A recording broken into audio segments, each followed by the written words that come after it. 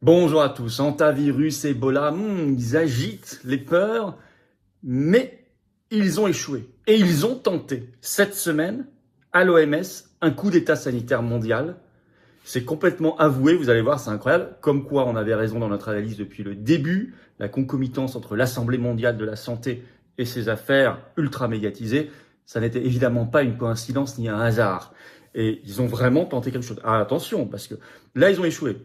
Tout est rentré. C'est terminé pour cette fois-ci, je dirais même cette année. Ils n'ont pas lâché de morceaux.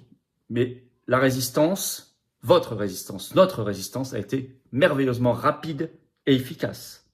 On ne s'est pas laissé déborder, ni on n'a pas perdu de temps. C'est ça, c'est comme ça qu'il faut agir. C'est un vrai manuel d'action et de résistance que nous venons de faire ensemble. Il ne faut pas lâcher la vigilance, attention, il faut sortir de l'OMS. C'est dans mon projet présidentiel, c'est dans le programme des Patriotes. Il faut que la France retrouve sa pleine et entière souveraineté nationale, notamment sanitaire, ce qui implique notamment de quitter l'OMS, comme d'autres pays l'ont déjà fait, ce qui les rend furieux d'ailleurs. On va voir tout ça très concrètement. Mais attention, il continue sur Ebola Ontario, c'est pas totalement terminé leur narratif. On va voir ça dans cette vidéo. Merci de la partager partout. Un petit clic sur le bouton s'abonner, clic gratuit, aidera énormément la chaîne. Si vous voulez, voilà, on est en train de dépasser un nouveau millier. Peut-être qu'au moment où vous verrez la vidéo, ce sera fait ou sur le point. En tous les cas, c'est merveilleusement efficace pour toucher de nouvelles personnes. Et on en a besoin pour mobiliser. Dans la résistance, on voit comme c'est efficace. Allons-y à fond. Si vous voulez vraiment pas vous abonner à la chaîne, il n'y a pas de problème, je respecte. Merci déjà d'être là. Mais sinon, ce petit clic gratuit aide énormément. Vous le savez. Par ailleurs, mercredi prochain, 27 mai au soir, je suis à Millau et en Aveyron, en réunion publique, 19h. Je suis ravi de vous voir, c'est une première là-bas pour une réunion publique, entrée gratuite ouverte à tous. Inscrivez-vous juste par le petit lien qui est juste sous la vidéo en description, ça prend 10 secondes. Ça nous aide vraiment beaucoup pour l'organisation. Merci d'avance et j'ai hâte de vous y retrouver, n'hésitez pas.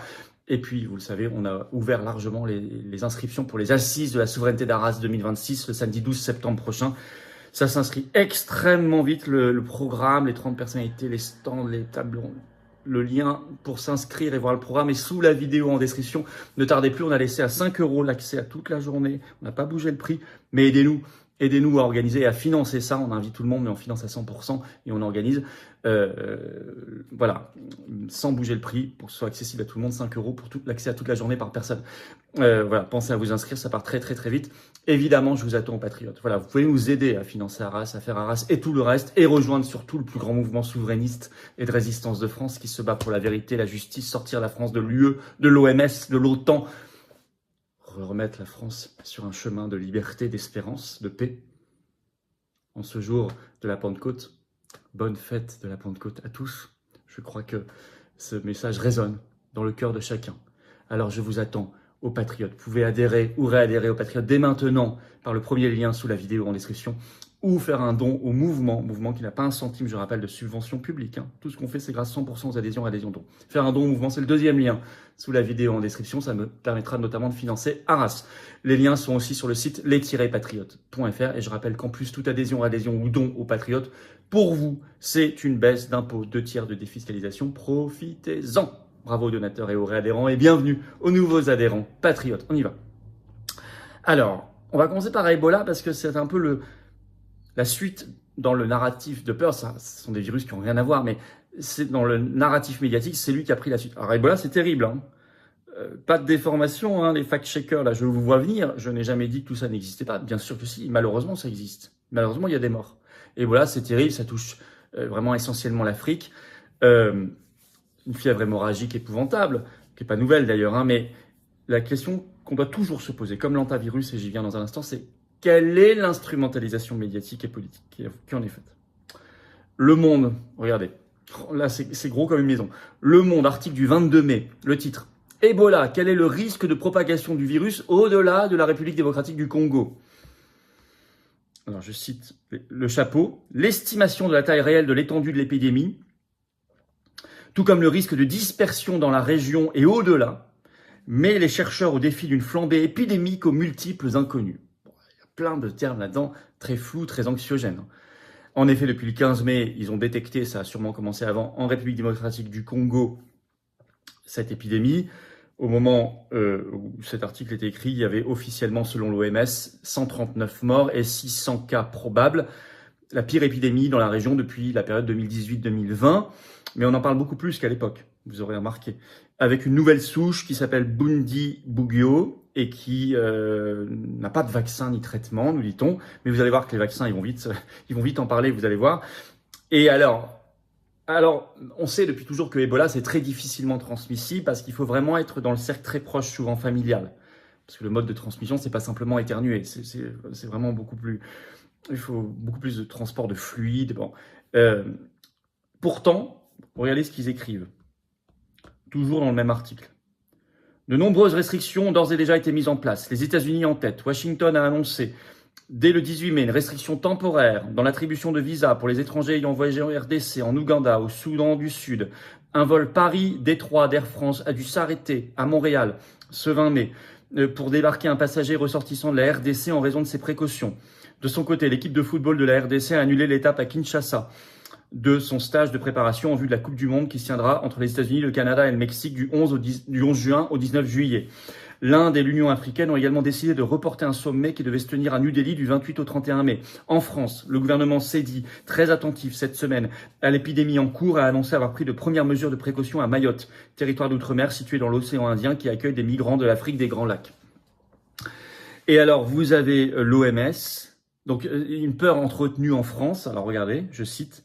Si l'épidémie venait à toucher des zones urbaines, c'est dans le monde, hein, si l'épidémie venait à toucher des zones urbaines dotées d'aéroports, cela pourrait changer rapidement le risque d'importation de cas en France et en Europe.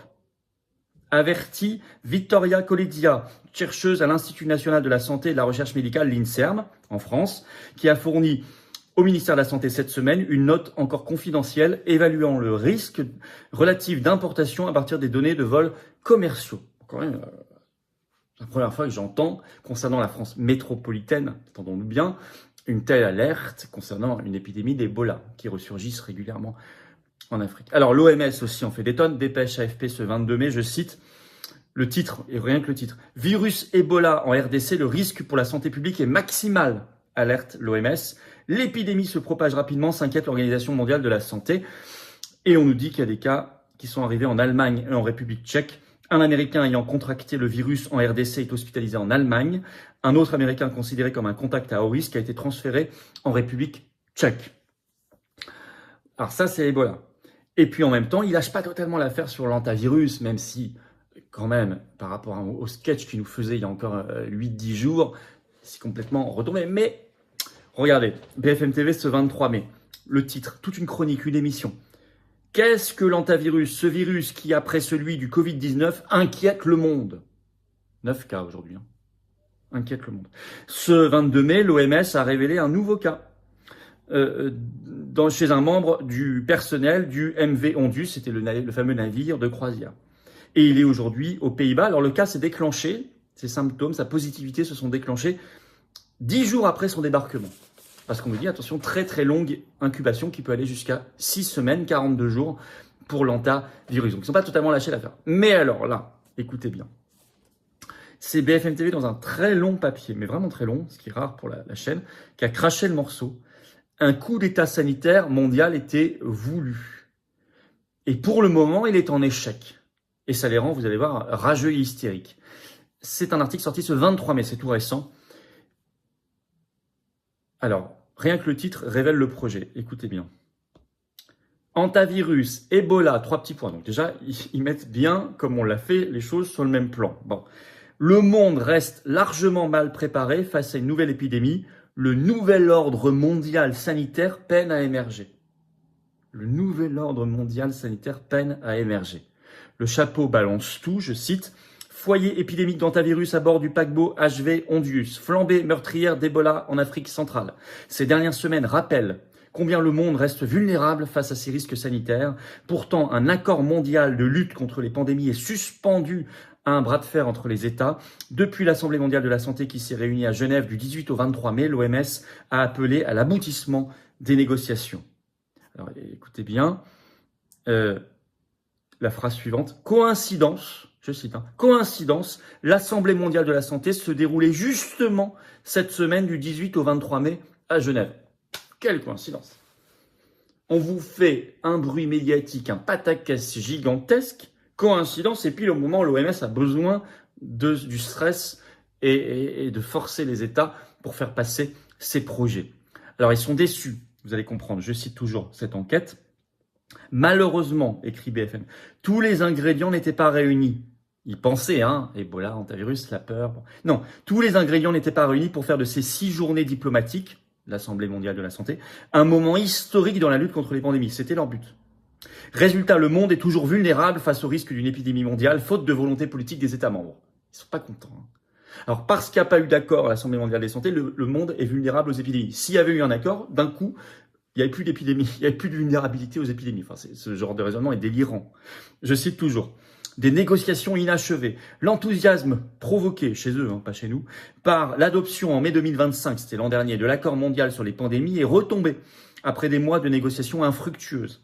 Ce traité, imaginé en 2020 après la crise du Covid pour améliorer la prévention, la préparation et la riposte contre les maladies infectieuses fortement transmissibles, est bloqué. Bloqué. Alors, explication, pourquoi c'est bloqué? C'est le fameux PABS, l'annexe 12, vous allez comprendre. Le texte, en effet, je cite, ne peut pas être ratifié tant que les États membres de l'OMS n'ont pas soldé leur désaccord sur l'annexe 12, consacrée au système dit PABS. Derrière ce curieux acronyme se cache un mécanisme inédit de partage mondial des échantillons et séquences génétiques d'agents pathogènes, mais aussi des vaccins, des traitements et des outils de dépistage, les tests PCR et les vaccins. Alors, je ne vous ai pas tout redit, mais vous savez que l'hantavirus, ils ont annoncé un vaccin fait en 2 jours. Et sur Ebola, ils sont en train de vous expliquer qu'ils sont en train de faire sur la souche qui a été identifiée Bundibugyo, ils sont en train de faire le vaccin, bien sûr. En 2 jours, c'est un ARN messager. Bon. Et là, il vous dit le PABS, ça bloque. L'annexe 12, c'est les vaccins. Alors, il y a beaucoup d'aigreurs chez eux. On va citer un autre extrait. Sans cet accord, l'OMS reste un acteur potentiellement défaillant en cas de scénario noir. Au début du mois, Helen Clark, coprésidente du groupe d'experts indépendants pour la préparation et la réponse aux pandémies, a manifesté son amertume dans un communiqué. On cite un bout de ce communiqué. Si un nouvel agent pathogène venait à apparaître aujourd'hui, le monde resterait largement mal préparé, écrit-elle. L'absence d'action pour prévenir et se préparer à la prochaine menace pandémique est un mauvais service rendu à l'humanité. Rien que ça. Et vous allez voir, Médecins sans frontières qui en rajoute une couche en disant ceci, mot pour mot, suite à l'échec de la réunion de Genève. Je cite, « Il faut des textes contraignants. Les mesures basées sur le volontariat ne fonctionnent pas. » Tout est dit. Quand on disait, mais ils veulent en faire un texte juridiquement contraignant, supranational, on nous disait, mais non, complotiste, fantasme. Il faut des textes contraignants, et pas que celui-là, des textes. Les mesures basées sur le volontariat ne fonctionnent pas. Et ensuite, dans ce même communiqué, MSF attaque durement les États-Unis et l'Argentine qui ont eu le culot de quitter l'OMS. Alors ça sent beaucoup l'aigreur, ils ragent, ils sont rageux. Échec de leur plan. Donc succès pour la résistance, qui a su déjouer immédiatement la surcommunication dramatisante, l'excès de stress, les images, tout ça, les scaphandres, partout. On a été très rapide, très efficace, parce qu'on est instruit par le Covid. Moi, ça m'a valu des attaques du système, etc. Il a fait des vidéos sur YouTube qui ont fait plus de 100 000 vues. Ouais, bon. N'empêche qu'elles ont été efficaces. Et pas que moi, mais en tout cas, je suis fier des patriotes. On a fait un gros boulot là-dessus. Et on a informé, alors ça depuis longtemps, puisque j'étais même en 2024 déjà, le 1er juin 2024, j'avais été invité par le Forum mondial contre le traité mondial, l'OMS, à Genève. J'étais au pied de l'OMS à Genève. J'ai pris la parole pour dénoncer ce traité. Il est bloqué, totalement bloqué. Et ça, on fait un gros boulot. Et on avait raison sur le caractère contraignant. Vous voyez, toujours, tout ce qui est dit complotiste, finalement, toujours raison, toujours. En tout cas, quand c'est fondé sur des choses sérieuses, argumentées. Alors, il ne faut pas relâcher la vigilance ni l'action, attention. Au contraire, cette vidéo n'est pas là pour dire c'est bon, c'est réglé. Pas du tout. Mais il faut prendre les victoires ou les bonnes nouvelles où elles sont. Et il faut, fondamentalement, il faut que la France retrouve sa souveraineté nationale, donc sa souveraineté sanitaire. Il faut remettre la vraie science au-dessus du charlatanisme et du fric, en fait, et de la corruption et des conflits d'intérêts, qui sont aujourd'hui la matrice de l'OMS, qu'il faut donc quitter. Il faut un partage universel des connaissances, une recherche universelle, bien évidemment, surtout sur la santé. Mais ça n'a rien à voir avec une structure supranationale dominée par Big Pharma, la corruption, l'argent, le fric et les conflits d'intérêts. Ça n'a rien à voir. Et l'idéologie. Bill Gates, Gavi, tout ça. On doit quitter l'OMS. C'est un beau projet pour une vraie science, une vraie santé. Un vrai respect de la souveraineté de l'être humain et des nations. Et de la France libre en particulier. Ah, c'est ça tout le projet que je porte dans la présidentielle et que le projet que portent les patriotes. N'hésitez pas à nous rejoindre, à le conforter en venant maintenant, patriotes. Merci déjà de partager cette vidéo. Un petit clic sur le bouton s'abonner, clic gratuit aidera énormément à un meilleur partage. Ça touchera plus de monde. Si vous voulez vraiment pas vous abonner, ne le faites pas. Mais si vous voulez aider, ce petit clic est très efficace. Merci d'avance. Vous pouvez d'ailleurs appuyer ensuite sur la petite cloche. Comme ça, vous êtes notifié dès qu'il y a une nouvelle vidéo qui sort. Et puis, bien évidemment, mercredi prochain, 27 mai au soir, je suis à je suis à Millau, voilà, j'y viens, en Aveyron. Je me mélange les cartes. Millau, le soir, entrée gratuite, réunion publique. Inscrivez-vous par le lien sous la vidéo en description. N'hésitez pas, il vous reste quelques jours. Et puis, 12 septembre, vous le savez, les assises de la souveraineté d'Arras, pensez à vous inscrire, c'est en lien sous la vidéo en description également. Ça part très très vite. Je vous attends, patriotes. Voilà, je vous attends, patriotes. Non pas parce que c'est la Pentecôte, et d'ailleurs, bonne fête, joyeuse fête de la Pentecôte à tous. Mais peut-être que on se dit que avec ces bonnes nouvelles, on se dit que la résistance, ça sert à quelque chose. Ah oui, ça sert à quelque chose d'agir. Ici, on le fait, dans le plus grand mouvement souverainiste et de résistance de France, les Patriotes. Je vous attends maintenant. Vous serez bien accueillis. Vous rencontrerez, si vous le souhaitez, des gens qui pensent comme vous près de chez vous, que soyez en métropole, outre-mer, à l'étranger, vous pouvez nous rejoindre partout. Et on a besoin de vous. On est un mouvement indépendant anti-oligarchique qui n'a pas un centime d'aide publique. Or, on organise, on finance tout à 100% comme Arras. Aidez-nous aussi à faire tout ça. Vous pouvez, pour faire cela, adhérer ou réadhérer dès maintenant aux Patriotes par le premier lien sous la vidéo en description. Ce lien est également en commentaire parmi une petite fiche sur l'écran maintenant et dans quelques secondes un lien sur l'écran. Ou faire un don au mouvement, c'est le deuxième lien sous la vidéo en description. Ces liens se retrouvent aussi sur le site les-patriotes.fr. Et tout ça, ça fait baisser vos impôts. Sur chaque adhésion, réadhésion ou don aux Patriotes pour vous, il y a 2 tiers de défiscalisation. Vous mettez 900 €, c'est 600 € retirés de vos impôts. Vous en mettez 20, c'est 13,30 € en moins de vos impôts. Vous mettez 100, c'est 67 en moins. Vous mettez 1500, c'est 1000 en moins. Vous mettez 30, c'est 20 en moins. Vous avez compris. Bravo, donateurs et aux réadhérents. Bienvenue aux nouveaux adhérents patriotes. Et vive la France!